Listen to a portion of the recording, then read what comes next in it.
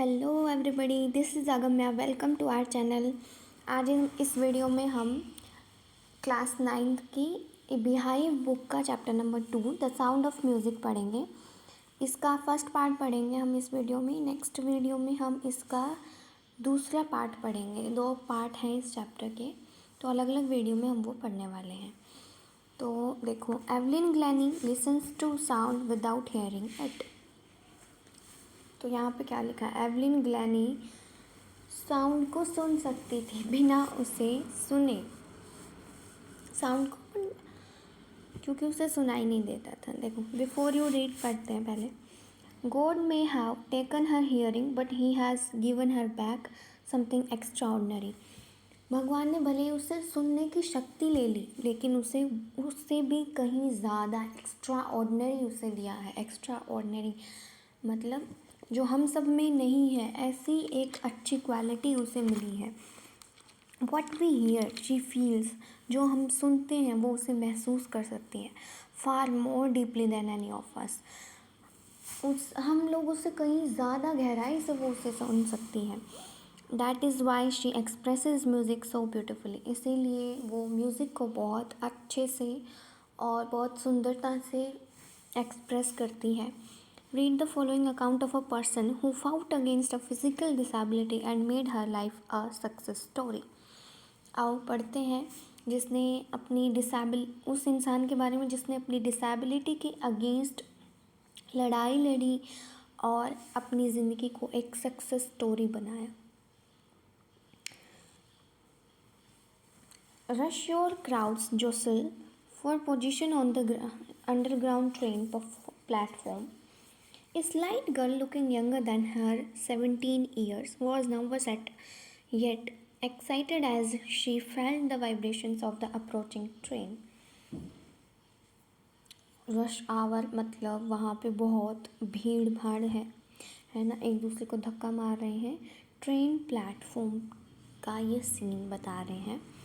A slight girl looking younger than her 17 years, एक पतली सी लड़की जो 17 साल की है, और लेकिन वो 17 साल से जवान दिखती है, 17 साल से वो छोटी दिखाई देती है। Was nervous yet excited and she felt the vibrations of the approaching train, वो थोड़ी नर्वस है और एक्साइटेड भी है और ट्रेन की वाइब्रेशंस को वो महसूस कर सकती है। It was her first day at the prestigious royal academy of music in London, and daunting enough for any teenager fresh from a Scottish farm. और उसका ये पहला दिन था royal academy of music London में, और कोई भी टीनेजर होगा जो पहली बार आएगा तो थोड़ा नर्वस होता है, थोड़ा डरा हुआ होता है। डॉन्टिंग मतलब डरा हुआ। But this aspiring musician faced a bigger challenge than most. She has profoundly deep. तो ये जो एस्पायरिंग म्यूजिशियन थी, मतलब जो म्यूजिशियन बनना चाहती है, उसके सामने एक बहुत बड़ा चैलेंज ये था कि उसे सुनाई नहीं देता था। Evelyn Glennie's loss of hearing had been gradual. Her mother remembers noticing something was wrong when the 8-year-old Evelyn was waiting to play the piano. They called her name. अच्छा देखो, ये एवलिन ग्लैनी जो थी वो बचपन से ही डीफ नहीं थी। वो उनके धीरे धीरे वो डीफनेस आई उनके साथ में।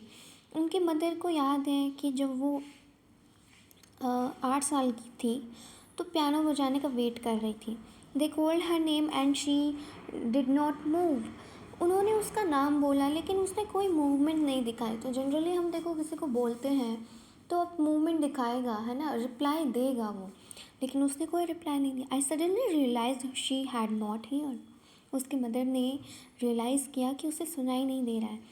Says Isabel Glennie for quite a while Evelyn managed to conceal her growing deafness from friends and teachers. Evelyn ने जो है धीरे धीरे मतलब कुछ दिन के लिए तो मैनेज किया अपने फ्रेंड्स और टीचर्स के साथ में उस डीपनेस को. But by the time she was 11 her marks had deteriorated and her headmistress asked her parents to take her to a specialist. तो पहले तो वो मैनेज कर लेती थी, कम सुनाई देता है तो बूढ़े भी कर लेते हैं भाई मैनेज, है ना, उनको कम सुनाई देता है. लेकिन जब बिल्कुल ही सुनना बंद हो गया, बहुत कितने दिन तक मैनेज करें, है ना. टीचर पढ़ा रहा है मान लो, तो आधी चीज़ें उसे सुनाई दे रही, आधी नहीं सुनाई दे रही, है ना. तो उसके मार्क्स कम आने लग गए. और उनकी जो हेड मिस्ट्रेस थी उसने उसके पेरेंट्स को बताया कि उसे स्पेशलिस्ट के पास ले जाना चाहिए. It was then discovered that her hearing was severely impaired as a result of gradual nerve damage. उन्हें बाद में पता लगा कि धीरे धीरे उनकी नर्व्स जो है सुनने वाली वो डैमेज हो गई हैं, उसके कारण उसे सुनाई नहीं दे रहा है. They were advise that she should be fitted with hearing aids and sent to a school for the deaf. उसे मतलब सुनाई नहीं दे रहा है और उसे अब डीफ बच्चों के स्कूल में भेजना चाहिए. Everything suddenly looked black says Evelyn. Evelyn कहती है कि सारा कुछ एकदम से ब्लैक हो गया. ये इसीलिए नहीं कह रही कि उसे सारा कुछ ब्लैक दिख रहा था. वो डीफ हो गई, है ना. पहले उसे सुनाई नहीं देता था, अब सुनाई नहीं दे रहा है और दूसरे स्कूल में उसे भेज रहे हैं, तो मतलब किसी को भी बुरा लगेगा, है ना. This is very tough time for her. या but Evelyn was not going to give up. लेकिन एवलिन गिव अप करने वाली नहीं थी. She was determined to lead a normal life and pursue her interest in music. वो normal life जीना चाहती थी और अपने म्यूज़िक में इंटरेस्ट को बनाए रखना चाहती थी. One day she noticed a girl playing a xylophone and decided that she wanted to play it too. एक दिन उसने एक लड़की को xylophone बजाते हुए देखा और उसने डिसाइड किया कि वो भी ये बजाएगी. xylophone क्या है? एक म्यूज़िकल इंस्ट्रूमेंट है जो लकड़ियों का और ऐसे बार बार करके बना हुआ होता है. देखो इस पिक्चर में दिखा रहे हैं ना, ऐसा टाइप का होता है. Most of the teachers discouraged her but percussionist Ron Forbes spotted her potential. परक्यूशनिस्ट क्या होता है? A person who plays the drum, the tabla. जो वो पर्सन जो ड्रम और तबला बजाता है. ये इम्पॉर्टेंट वर्ड मीनिंग जो आ रहे हैं ना तुम्हारे बीच में, इनको अंडरलाइन करते चलो बुक में और लिखते चलो इनका मीनिंग.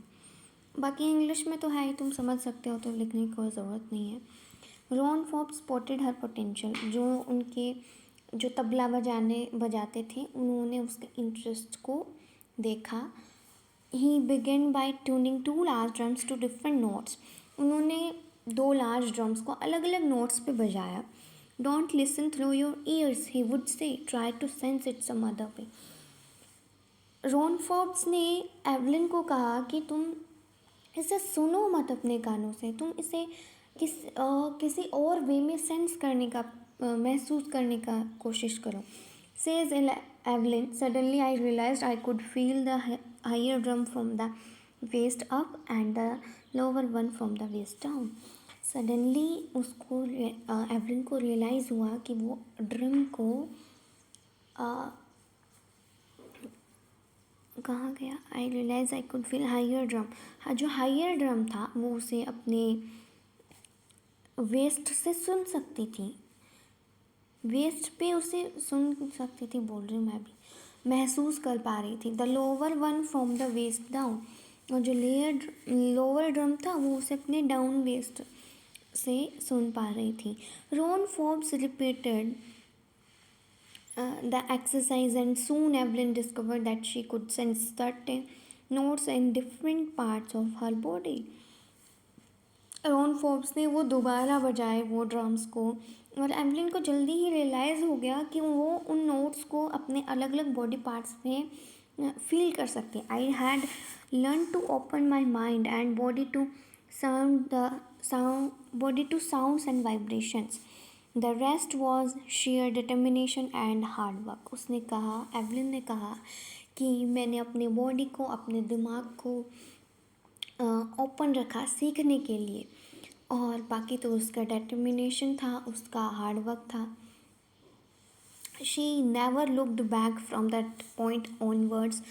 उसने पीछे मुड़ के नहीं देखा. She tour the United kingdom with the youth orchestra and by the time she was 16. जब वो 16 साल की थी सिर्फ, उसने यूके में अपनी परफॉर्मेंस दी. She had decided to make music her life. उसने म्यूज़िक को अपनी ज़िंदगी बनाने का डिसाइड किया. She auditioned for the Royal Academy of Music and scored one of the highest marks in the history of the Academy. उसने audition दिया royal academy of music में और उसने हाईएस्ट मार्क्स स्कोर किए. She gradually moved from orchestral work to solo performances. धीरे धीरे वो solo performance देने लग गई. At the end of her 3-year course she had captured most of the top awards. 3 साल के कोर्स के अंदर ही उसने बहुत सारे अवार्ड्स जीत लिए थे. And for all this Evelyn would not accept any hint of heroic achievement. इन सब के बाद भी वो खुद को कोई हीरोइक अचीवमेंट नहीं देना चाहती. If you work hard and know where you are going you will get there. Evelyn कहती है कि अगर आप मेहनत करते हैं और पता है कि आपका कहाँ जाना है, कहाँ जा रहे हो आप, तो वो आप पक्का अचीव कर ही लेंगे. आपको वो चीज़, आपको वो अपना गोल मिल ही जाएगा. And she got right to the top, the world's most sought after multi-percussionist with a mastery of some 1,000 instruments and a hectic international schedule. उसने बाद में बहुत वो ऊंचाइयों तक गई और उसका नाम उन परकशनिस्ट में आने लग गया जो बहुत सारे इंस्ट्रूमेंट बजा सकते हैं. It is intriguing to watch Evelyn function so effortlessly without hearing. Interviewing होता है फैसिनेटिंग और क्यूरियस. ये बहुत क्यूरियस था और मतलब जो क्यूरियस, फैसिनेटिंग मतलब जो खुद की तरफ अट्रैक्ट कर ले. कि एवलिन को बिना एफर्टलेसली, बिना सुने हुए बजाते हुए देखना, इंस्ट्रूमेंट को बजाते हुए देखना, ये बहुत क्यूरियस था, बहुत फैसिनेटिंग सा ये लग रहा था. In our 2-hour discussion she never missed a word. हमारे 2 hour डिस्कशन में वो कोई भी वर्ड मिस नहीं करती थी. देखो, उसको सुनाई नहीं दे रहा लेकिन फिर भी वो एक वर्ड तक मिस नहीं करती थी. दिस इज़ बहुत बड़ी बात है ये. Man with bushy beards give me trouble, she laughed. वो कहती है जो मैन था बुशी बेयर्ड्स वाला, जिसकी मतलब घनी दाढ़ी थी, उसने मुझे ट्रबल में डाल दिया. वो हंसी. It is not just watching the lips, it's the whole face. रुक जा भाई. It's the whole face, specially the eyes. ये एवलिन कह रही है यहाँ पे कि वो सिर्फ लिप्स को नहीं देख रही है, वो पूरे फेस को देखती है. स्पेशली द आइज़, वो आँखों को देख रही है. She speaks flawlessly with Scottish lilt. बिना किसी गलती के वो स्कॉटिश भाषा में बोलती थी और फ्लोलेसली वो बोलती थी बिना रुके. My speech is clear because I could hair till I was 11. वो कहती है कि मेरा स्पीच क्लियर है क्योंकि मैं सुन रही हूँ जब से मैं 11 साल की हुई हूँ. She says but that does not explain how she manage to learn French and master basic Japanese. लेकिन उसने ये नहीं बताया कि वो कैसे फ्रेंच और जापानीज़ भी समझ लेती है. फ्रेंच और जापानीज़ में उसने कैसे मास्टर किया, मतलब वो भाषाएं उसे कैसे आती हैं. As for music she explains it pores in through every part of my body. वो कहती है कि म्यूज़िक के लिए वो कहती है कि जो म्यूज़िक है वो उसके हर एक बॉडी पार्ट में बहता है.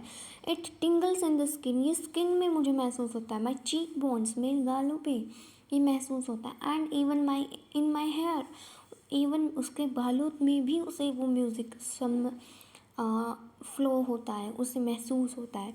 When she plays the xylophone she can sense the sound passing up the stick into her finger tips.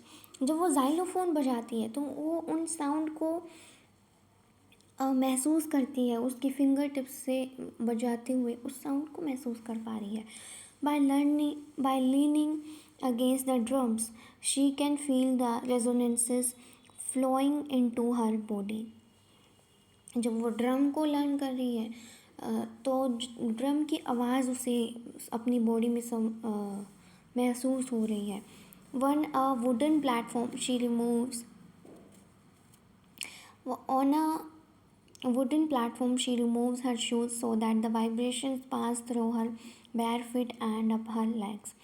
जो वो म्यूज़िक वगैरह बजाती है तो अपने बेयर फीट रखती है, मतलब जूते वगैरह उतार देती है ताकि वो उन वाइब्रेशंस को अपने पैरों से महसूस कर सके.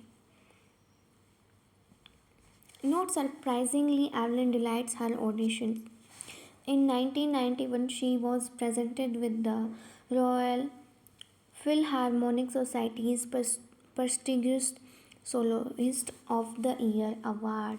मतलब सरप्राइजिंगली ये वो ऑडिशंस बाद में भी देती रही एवलिन, और 1991 में उसे ये अवार्ड मिला. Says master percussionist James Blades, God may have taken her hearing, but he has given her back something extraordinary. जो हमने चैप्टर के शुरू में बिफोर यू रीड में पढ़ा था ना ये सेंटेंस, तो ये जेम्स ब्लेड ने, जो फेमस परकशनिस्ट हैं, है ना, उन्होंने ये बात कही है कि भगवान ने उसे भले ही सुनने की शक्ति ले ली, लेकिन उससे और भी बहुत एक्स्ट्रा ऑर्डनरी चीज़ दी है एक और. What we hear she feels, जो हम सुनते हैं वो उसे फील कर सकती है. Far more deeply than any of us, हमसे कहीं ज़्यादा डीपली वो उसे महसूस कर सकती है. That is why she expresses music so beautifully, इसीलिए वो म्यूज़िक को इतनी सुंदरता से प्रस्तुत करती है. Evelyn confesses that she is something of a workaholic. Workaholic होता है जो काम करने से रुकते नहीं हैं. तो एवलिन कहती है कि वो वर्काहोलिक है, काम करने से वो रुकेगी नहीं. I have just go to work, मुझे बस काम पे जाना है, काम करना है. Often harder than classical musicians, और जो कि क्लासिकल म्यूजिशियंस से भी हार्ड है. But the rewards are enormous, rewards बहुत सुंदर हैं, बहुत मतलब तारीफ नहीं की जा सकती. Apart from the regular concerts, Evelyn also gives free concerts in prisons and hospitals. Regular concert के अलावा भी एवलिन जो है फ्री कॉन्सर्ट रखती थी प्रिजन्स, जेल में और हॉस्पिटल्स में. She also gives high priority to classes for young musicians, और जो यंग म्यूजिशियंस थे उन्हें भी वो क्लासेस देते थी.